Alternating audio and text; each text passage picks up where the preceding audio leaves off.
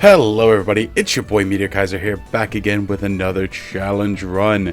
I'm sure some of you expected this to be Final Fantasy IV just because of sequential. However, we're doing a little mini-series just because of how much I enjoyed FF1. I want to do a mini-series where I go through the game with each individual class and I see if I can solo it. So we're starting off strong with can you solo Final Fantasy I with just the warrior class. Now, basic rules, of course, no other party members are allowed. I will be allowing promotions in the necessity, like if it's needed. This will be true for all of the future runs, just so you guys know. But besides that, items are allowed, whatever else that I can use to make my life easier, leveling, whatever, it doesn't really matter. I'm just going to try and get through the game with only one unit, one class. And if you like this constant stream of uploads, it's a lot different than what you guys are probably used to. But if you guys do appreciate it, I would really appreciate it if you guys subscribe, so that would help me out a lot. Thank you guys so much, and let's jump into it. So starting off our adventure in Cornelia, we talk to the king, figure out that we gotta go save Sarah.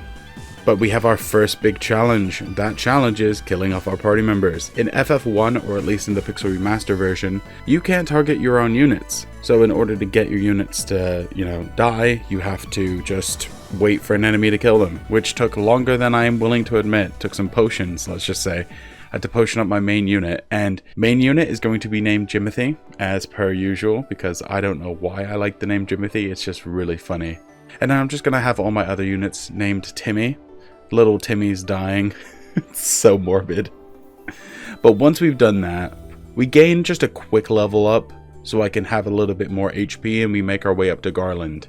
Garland's actually a relatively difficult fight because, again, one unit, all we have access to is just our attack, so it's my 10 to 12 damage versus his 10 to 12 damage. So it's who can kill who first. Well, on the first attempt, I actually wipe. Wow, I never said that before. I've never wiped to Garland. But I try again without grinding because I'm like, yeah, this didn't seem too bad. I think I just got unlucky with the amounts that he hit me for.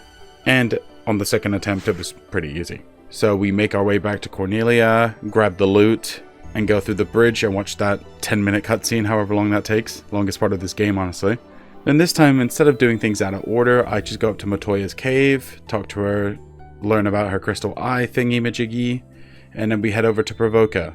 I go ahead and you spend my hard-earned gil on the Garland fight and some other fights that I've had along the way, on increasing my boy's equipment, getting myself a scimitar, and then taking on the second boss, the pirates. Again, very easy fight here, just gotta whack at them. Nothing too crazy here. Now we have access to the boat, we head immediately over to Elfheim and re-equip ourselves, because that was kind of useful. Spent all this money at Provoca just to spend more money at Elfheim.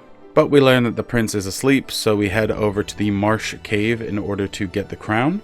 And of course, this dungeon is the first official proper dungeon of the game. Chaos Shrine doesn't really count. It's got 3 floors to it, and there's a lot of items in chests, and also there's a few monster chests. And in one of those monster chests is our next boss fight, the Pisco Demon. Pisco Demon is notorious for being an early run killer, because each of these Pisco Demons, there's 4 of them total, do about like 50 to 60 damage per hit. And currently, Yippee is sitting at about just under 200 HP. So in a turn and a bit, I wiped all of them, and considering these Pisco Demons have just under 100 HP, my attacks are doing like 60 to 70. So it takes 2 attacks, so I basically have to go through this 8 times before dying. So I need to do a little bit of early game grinding. I get my HP total up to about 300 so I can at least survive a couple of attempts. And then one thing I also try and go for is a preemptive strike. Preemptive strike means I can attack first, and then it cycles through a regular turn. That way I have an opportunity to hopefully knock one of these guys out before they start really doing a lot of damage to me. And of course, the higher level up I am, the less damage they'll do to me. Like by the time I got up to like 300 HP-ish, they were only doing about 20 damage each. So it was easy to get through it. Anyway, after defeating the Pisco Demons, we grab the crown, and then what we're going to do with that crown is we're going to take that north upward to the Western Keep and fight our next boss fight against Astos. Astos is also another early run killer, especially in this type of run. Astos has a lot of abilities available to him. He has slow, he has haste, he has dark, and he has death. And he also has other magic spells. He's not like strong HP wise. He's got about 420 HP, which is a decent amount, but it's nothing terrible. So this Osteophyte is definitely a lot more luck based than anything. So after I wipe a few times, I just keep trying, because it's just one of those things that you just have to keep trying until you eventually, throw enough stuff against a wall, something's bound to stick. I just keep going at it until I get into a good cycle where he doesn't really attack me much. He goes for sleeps and deaths, and they miss. He hits me with slow, but I'm able to slowly whittle him down over enough turns that I'm able to clear out Astos, thank God. Now you have the Crystal Eye, so you're going to take that Crystal Eye, go back to Matoya's cave, and she'll exchange that with a Jolt Tonic. That Jolt Tonic is used to awaken the Prince. The Prince will give you the Mystic Key, and you can take that Mystic Key and you can start getting some items. Some are in the Western Keep, locked behind monster chests. Those monster chests I could not get through. The main reason, and this will be a very prevalent issue, is the spell Hold, or the ability of Stun. I will become stun locked, and since I have no other units to help me, I just have to wait until it either dissipates or I die. So if I get stunned, it's basically game over. And that is going to be a very prevalent issue in these solo runs. Obviously, magic classes are going to be able to avoid that a little bit easier, but as I'm a physical class, kind of hard. So I have to avoid those chests, but I go around grabbing all the other chests. But the main one that you want to get is the Cornelia ones. There is a nitro powder in there, and that nitro powder, you need to take that to Mount Dwegar. That's going to open up a little bit more of the map, and you're going to go to Melmond, do a little bit of shopping there, grab some items, because I know the next part of this game is going to be awful. That, of course, being the Cavern of Earth, or the Terra Cavern. There are a lot of chests here, and a lot of them do have monster traps behind them with just regular old Earth Elemental enemies. They're pretty easy and they're good for experience, so I take them all on. This dungeon has 5 floors, but we're only able to get to 3 of them right now. But once we get to that 3rd floor, we're taking on our next boss fight, the Vampire. Vampire only has like 280 HP, but the most annoying thing about him is he has the spell Gaze. Gaze is a stun, and it has a 100% chance to hit. So much like in the Astos fight, my best option is to just keep attacking until he eventually doesn't go for Gaze. And on one of my attempts, he goes for just regular attacks, which works for me because he doesn't have that much HP. So in just 4 attacks, I'm able to take him down, obtain the Star Ruby, and then you're going to head out of this cave and go into the Giant's Cavern. You're going to give that giant the Star Ruby. The giant will now move out of the way, and you can make your way over to the Sage's Cave. That Sage will give you an Earth Rod that's going to be able to unlock the area behind the Vampire in order for you to traverse floor 4 and floor 5. Going through those floors, grab more items, and then head to floor 5 where our first major boss fight is at. The first of the 4 fiends, the Fiend of Earth, the Lich. Now if you guys watch my first run, you know how much of a pain in the butt this fight was. And yes, this rendition of the fight was pretty bad as well, but not quite as terrible. I die after a couple of attempts. I do a small amount of grinding to get my HP up to around 600. And we have a very strong start to the fight. He's just going for normal attacks. He's hitting spells, but they're all missing, which is great for me. And then towards like the halfway to like end area of the fight, he hits a slow, and then he starts going for some stronger magic. And I'm like, I'm just going to ride this through and hope and pray that my 20 to 25 damage hits can eat through his 400 HP. And unfortunately it doesn't. But then I try one last time, and on this attempt he does not hit slow once. So he gets me down to 37 HP, and I go for one last axe swing and I take him down.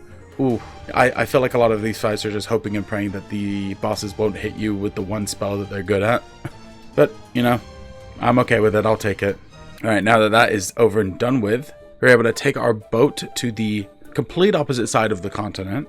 And we're going to dock our boat on the Crescent Lake area. We're going to head into that village, do some shopping, and then we're going to go talk to the sage that's in the corner in the middle of their giant circle jerk, which I'm going to keep calling it a circle jerk because it just looks like a circle jerk. Not that I would know what one looks like, of course, this is all alleged.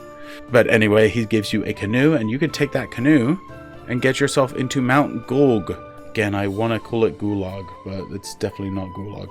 This is going to be where the Fiend of Fire Marileth lives, but before we can get up to her, we gotta go through these chests. There's a lot of chests in this area, but a lot of them have some good items, including a nice icy sword that'll be very useful against Marileth. But we clear through all 5 floors of this area. Again, I've done this twice now, so I have it memorized like the back of my hand. and we head up to Merilith. Merilith is sitting at a nice 600 HP. Her attacks hit like a truck, and she will blind you. But compared to the Lich, this is nothing, because I don't get slowed. So my attacks are doing like 100, 150 each, so I've just got to hit like 5 or so times, and again, just kill her before she can kill me. Very simple. The Fire Fiend is down. Next, I got lost again, because I keep doing this for some reason. I have no idea where I'm going. But I remember that I have to go back to where my boat is docked and actually bring that up north. And then follow along that path there, and it's going to take you to the Ice Cavern. My least favorite dungeon in this specific run, and I will explain why in a second. So we go through the area. Nothing terrible, right? You get the items. This boss fight here is a joke. But before we can even get to the boss fight, we have what I would consider my hardest fight in the game. And this sounds like a joke, but it is not a joke. Now I'm sitting at a nice level 38, and I am also... The one thing about this game, it's a blessing and a curse, because it quick saves after every floor. So if you die in a fight, you'll at least get reset to that floor. It's bad in this situation though, because I have to fight against an enemy that's blocking my path. It's one of those map encounter ones. There are 2 ghasts, 2 wights, 3 specters, and 2 wraiths. Every single unit except, I believe, the wights or the wraiths, I can't tell because they're the same unit, just different color. I think it's the wraiths have paralysis. So that is a 1 in 7 chances each turn to get paralyzed before I can even do anything.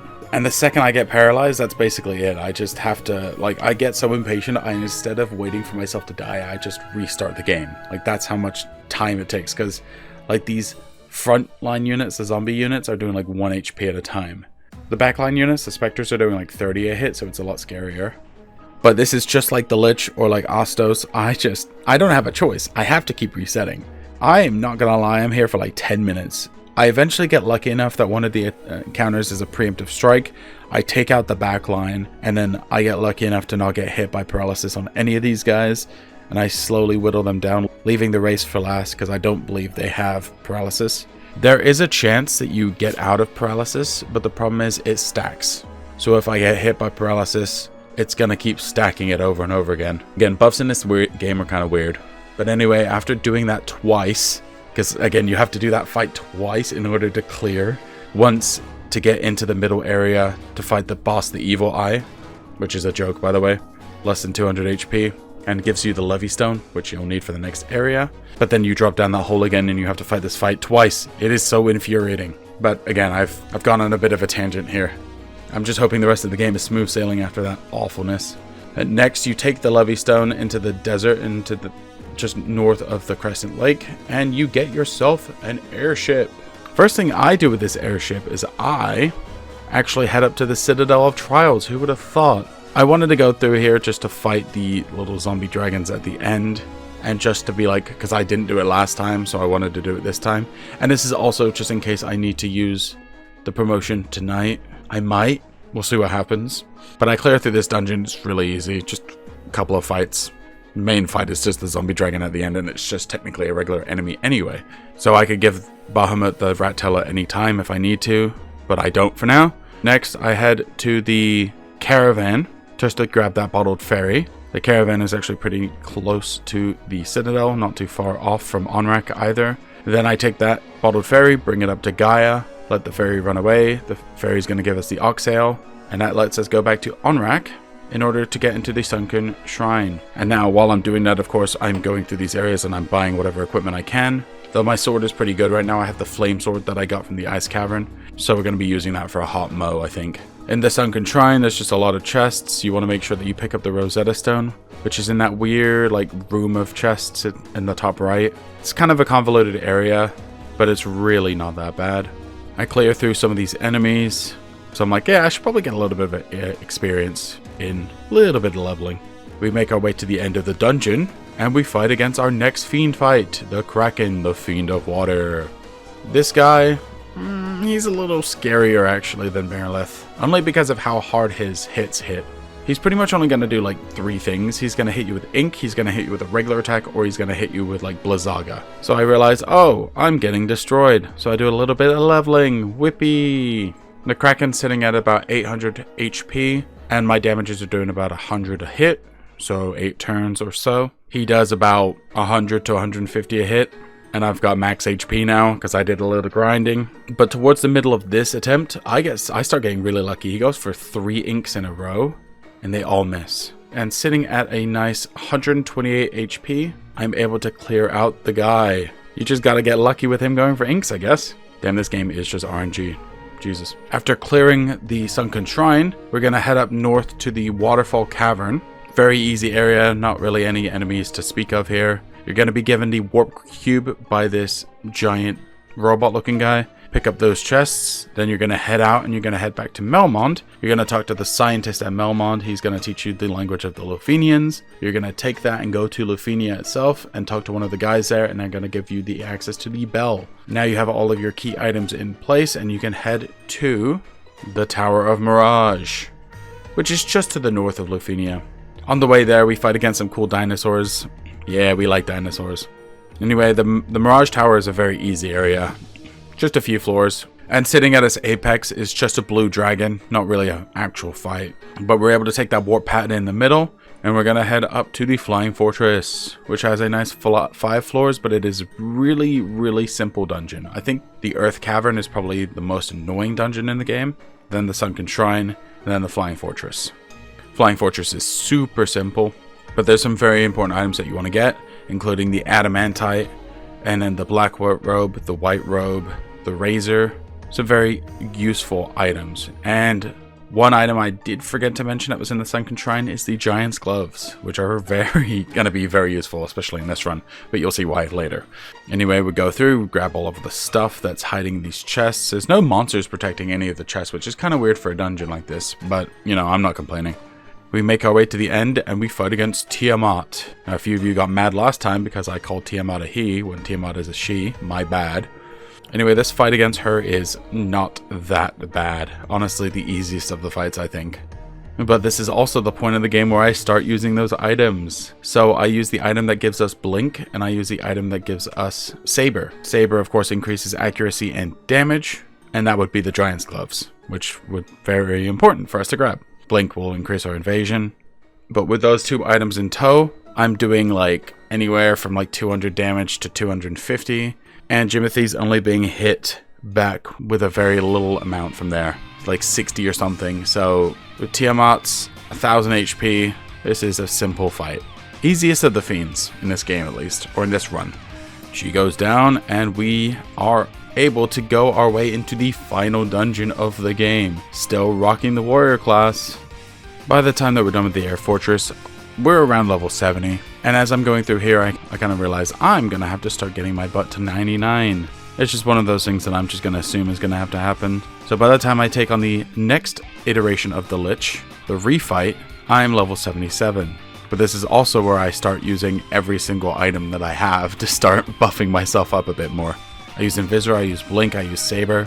And this Lich fight is harder but also easier for us, because this Lich does not use the dreaded Slowra.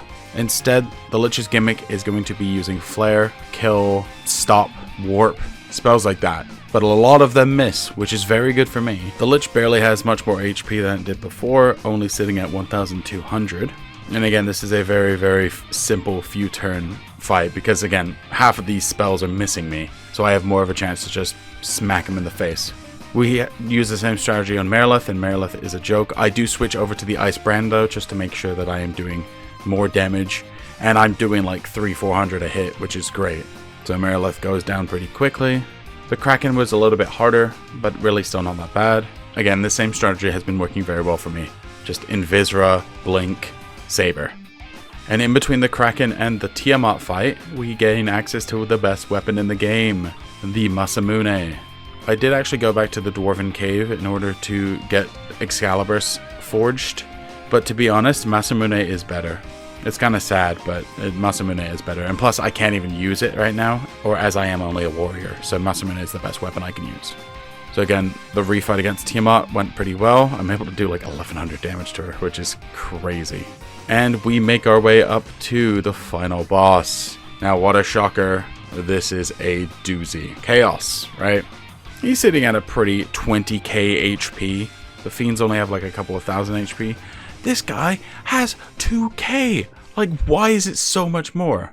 I do a few attempts at what level I'm at, which is about 80. Then I go ahead and get my butt up to 99 because I'm like, yeah, this is just not gonna work. So I fight again in 99, and let's just say I'm here for a while attempting. So I'm using every spell that I can, but it just does not work for me at all.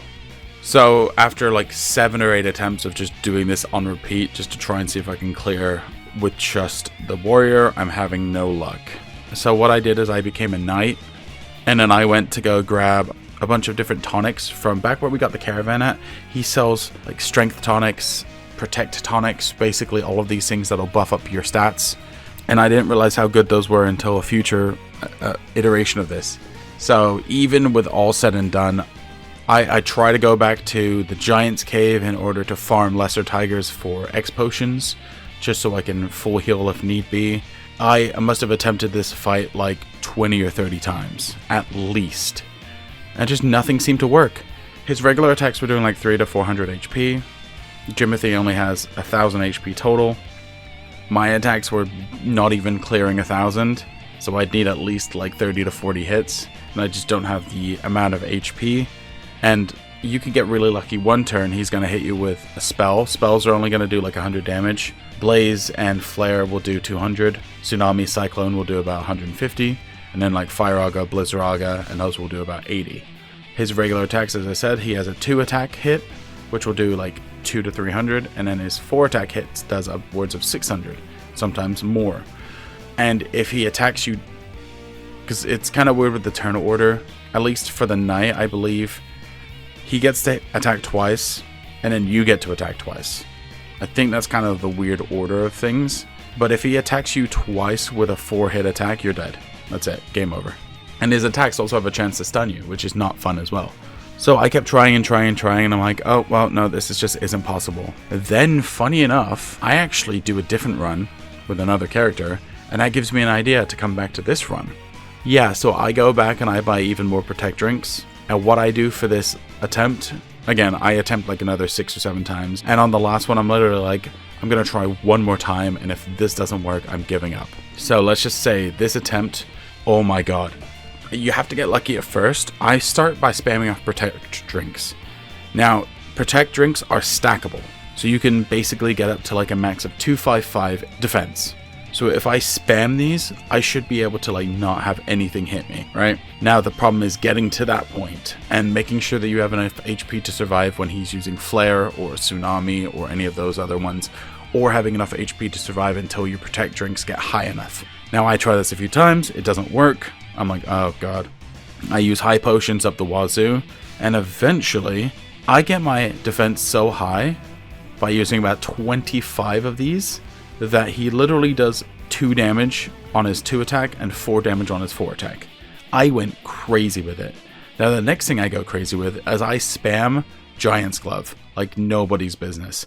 I'm spamming this, and of course in between I'm healing, either using X potions, elixirs, high potions, whatever I have, just to get my HP up. It takes me like, if we were doing turns, this would probably be like a 150 turn fight. Anyway, I spam Saber like 20 times as well. Eventually I'm up to the point where I feel like I have enough strength, and yeah, I'm doing about 1,500 a hit now, and his attacks are doing almost nothing. Again, his physical attacks aren't doing anything, and his spells, the max that will do will be Flare, and it'll do like 270 at the max. So after enough setup and using these items, I finally beat Chaos, and oh my god, I'm so happy that I did that, because I'm like, I don't want the first run to be a failure. That would be weird. I mean, it's technically a cheap way of beating him, by stacking these spells, but you gotta do what you gotta do when the game is unfair as hell and the rest of the fights are like a joke, and then this fight is insane for some weird reason. Thank you, Remaster, because I know in the original it's only 2k HP, and I don't know exactly what the DS one is or the PS1 version is, but I don't think it's quite this crazy. But anyway guys, that's the first of the challenge runs. Thank you guys so much for watching. I hope that you enjoy the ones that are coming up. And of course, if you like any of my other content, go ahead and check out in the end screen. I've got some recommendations for you guys. Thank you guys so much for watching. I've been Yippee Kaiser, and I'll see you in the next one. But until then, as always, peace.